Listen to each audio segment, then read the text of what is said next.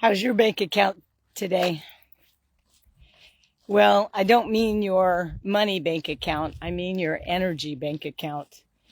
Um, Happy Monday, everybody. I was on a couple of weeks ago and we had some good discussion. Several of you messaged me and commented, and we had a good discussion. I'm out here. I'm doing my walk. It's super hot. And so I'm distracting my brain from the hot because I've got to get in about 4 miles today. And I waited just a little bit too long. And so now, to distract my brain, I'm going to come on and talk to you about something that's really near and dear to my heart while I get these 3.5, 4 miles done.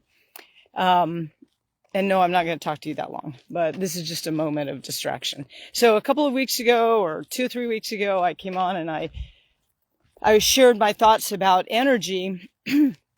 And just as a recap, everything we do in life requires energy. It requires your body to make energy. Walking, sitting, eating, sleeping, it all requires energy. And our body's prepared for that. Not a problem. But when it comes to the oxygen required to make that energy, sometimes if we're not working on it, we fall short. So today I wanted to take us from awareness to action. And so we'll dive into maybe a couple more points on the awareness and then go to action. And if we could, I'd like to think about your energy bank account as your scorecard.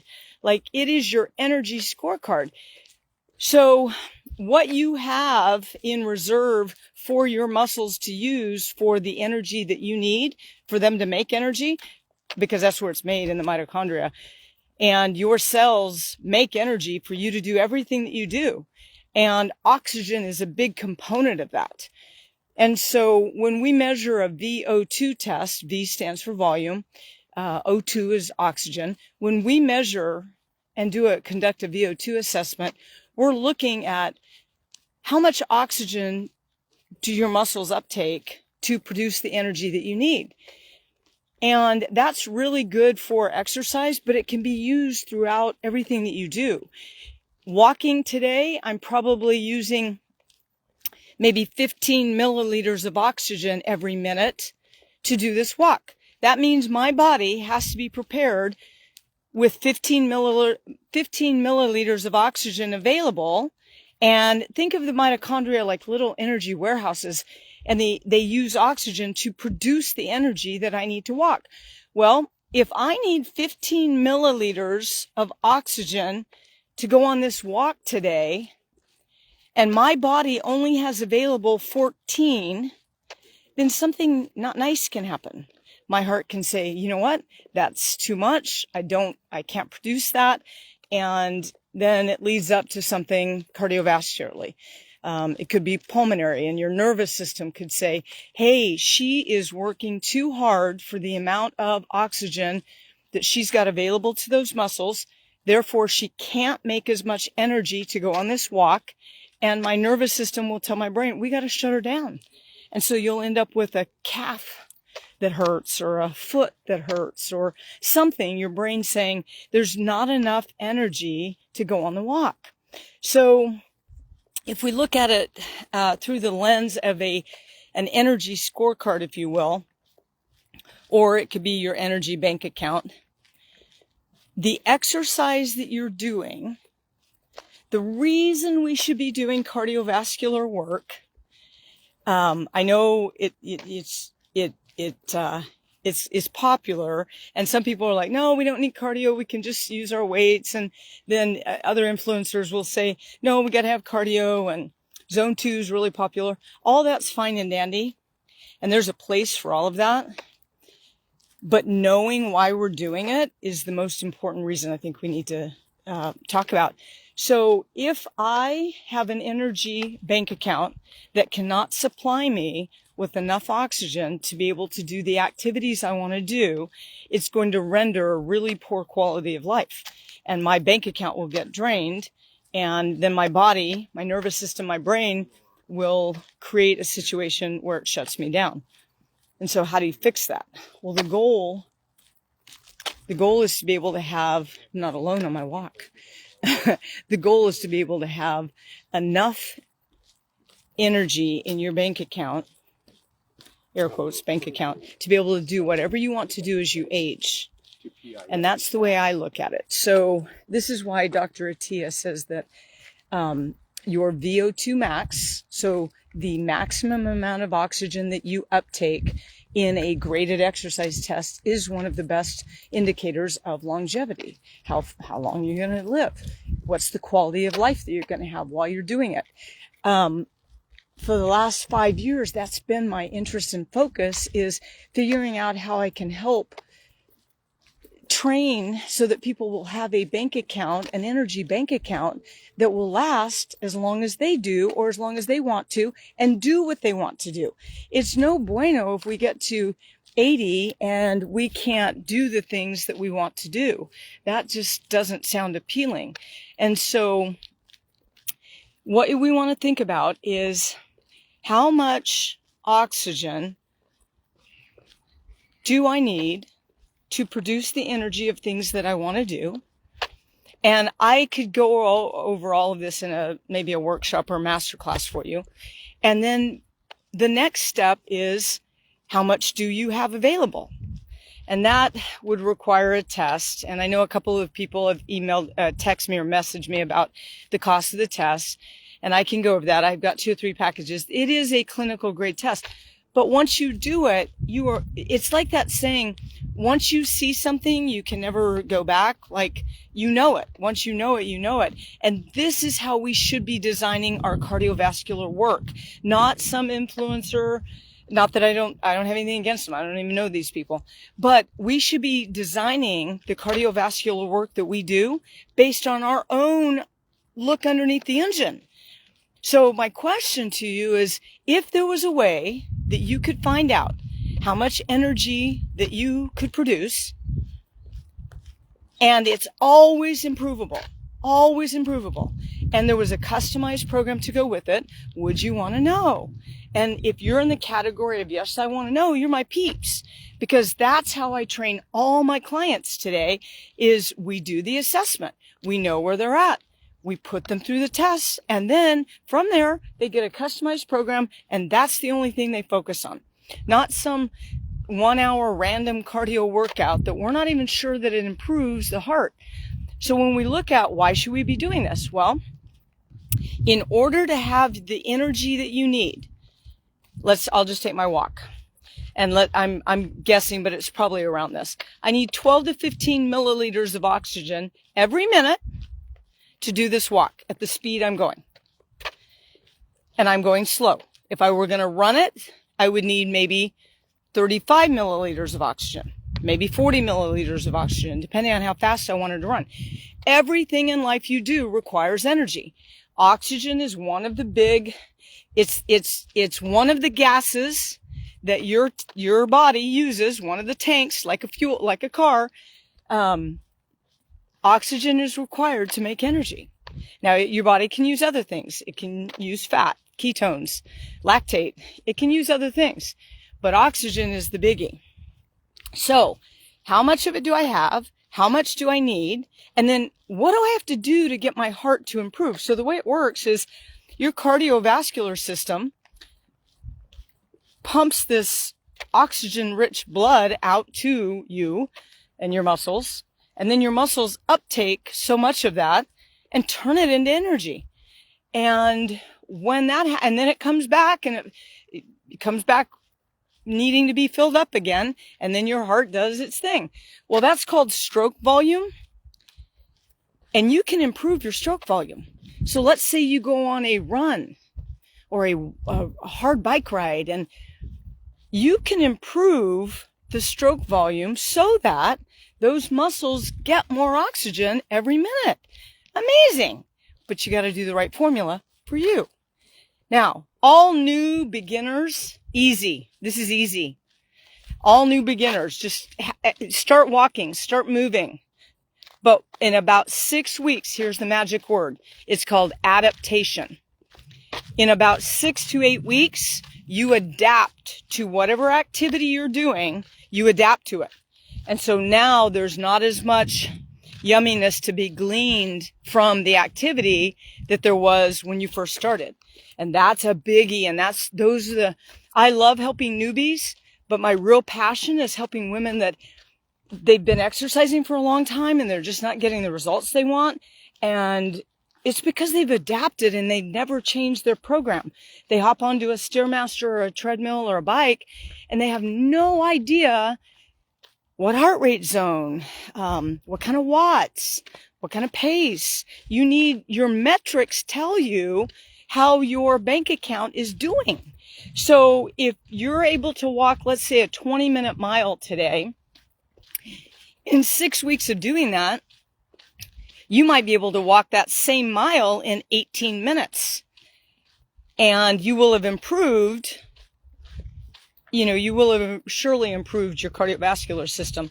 But over about 6 or 8 weeks of doing that, now you don't get faster. It would be called a run if you got faster. So how do you change your program? So all new people, if you're listening to me, just go out and start walking.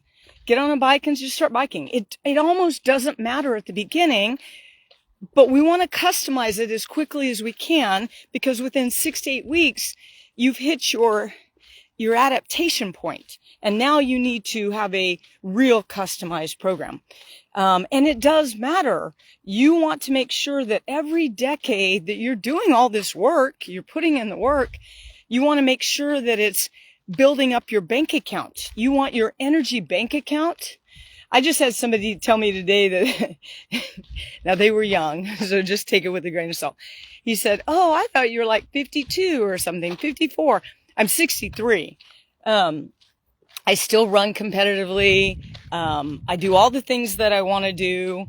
My grandkids would never say, oh, Mima, we can't do that because Mima couldn't do that. Like, that's my goal in life, is to be able to do whatever my grandkids want to do. So if you're just starting out, or if you've been involved in exercise for a while, that's two separate scenarios. And everybody, in my opinion, over 50, guys and girls, and I'm just starting to expand out with the VO2 assessments to our guys, because our guys need help too. Everybody over 50, we need to think about our energy bank account. And are we going to be depleted by the time we're 80? Or are we going to have a full, just great bank account, energy bank account by the time we're 80 and we can do whatever we want?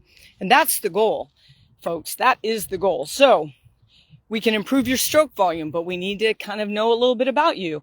We can improve your ventilatory efficiency, but we got to know a little bit about you. We can improve your resting heart rate. That's a biggie. We got to know a little bit about you. So you need some key metrics that you can work on so that your energy bank account stays high. Because again, broken record, everything you do in life from here on out and up until this point requires energy. And so I just challenge you that if you have been thinking about getting a VO2, there are a couple of places you can get them in town. I'm one of them. And then there are a couple of doctors that have them in their offices. And, but what they don't come with is a customized training program. And with me, it comes with a 12-week customized training program. I say all that to say this, that I'm starting a VO2 project, and I'm going to do several 12-week challenges, if you will. And this will lead all the way up to February of 2026, because that is Heart Month. And heart disease is still the #1 killer. And based on the data, there's a lot we can do about that if we will learn to improve our VO2. That's your volume of oxygen that your muscles uptake. And what I hope that your takeaway today is, okay, I get it, Debbie. Everything that I do requires oxygen to make energy. Everything. And you must have energy if you want to do things. And now, from awareness to take action. So if you're new, I'm encouraging you, just go start, get on a bike, walk, just get started. But in about 6 to 8 weeks, I'm also encouraging you to know that now a different type of action is probably going to be required. and that's where I can help you. The challenges, I don't have the start dates yet. Come back, look on the page. I'll be posting them, and you can, if you're interested, you can DM me or comment, and I'll get back to you about that. But think about your energy bank account as you age, and what's your bank account going to be as you go through the next 10, 20, 30 years. Okay, food for thought. So I hope that was at least a little interesting to you and helped you with some awareness that cardiovascular activity is all about improving cardiopulmonary, nervous system, and mitochondria. And, let me just say this. Next week, I'll dive in deeper here. On your VO2 test, we can take a look at the substrates that you use. So just think the gas to produce the energy. And this is one of the reasons that walking is such a great way to liberate stored body fat and use it for fuel. Now, it's not, it doesn't require a lot of energy, but the energy it does require is, if it's done right, if you're at the right heart rate and so forth, should liberate stored body fat. And that's for most men and women that I meet over 50. They've got that, 20, 30 pounds, and they're exercising and they can't figure out why nothing's happening. Well, part of that is we're using the wrong energy to get the job done. So wrong energy to get the job done. And once you know that, you can really turn things around. I'm doing a challenge with my people. That's why I'm out here walking today. We have 20 miles of walking to do every week on top of the cardio that we're doing. And no, I'm not asking you to do that, but would you be willing to do it if it needed it? But here's the deal. The walking is a great way to liberate stored body fat and use it for fuel. And I had something else I was going to tell you about that, but most of them were halfway through, and their goal was to lose 10 pounds in 10 weeks. And most of them are going to hit that with no problem at all. And that's using their VO2 as a way of knowing how they should walk, what their heart rate should be, what their cardiovascular work should be. And so you get a lot of data from your customized VO2. Okay, I will talk to you guys later. Have a great day. It's always good to get on here and have a one-sided discussion, but I always like it when you comment, and I try to chime back in there with you. But we can have a real discussion on the phone. Just comment, DM, and I'll hop on the phone with you, and we can go over what the VO2 is all about and your energy bank account. And I'd love to help you. Well, that's my mission in life. I'd love to help you. I want to see if we can't get 1,000 men and women over 50 tested and run through a 12-week cycle of training and see what improvements we can do. Get this, 2 milliliter improvement. This is according to Dr. Rhonda Patrick. So if you improve your VO2 by 2 milliliters per minute, okay, 2 milliliters per minute,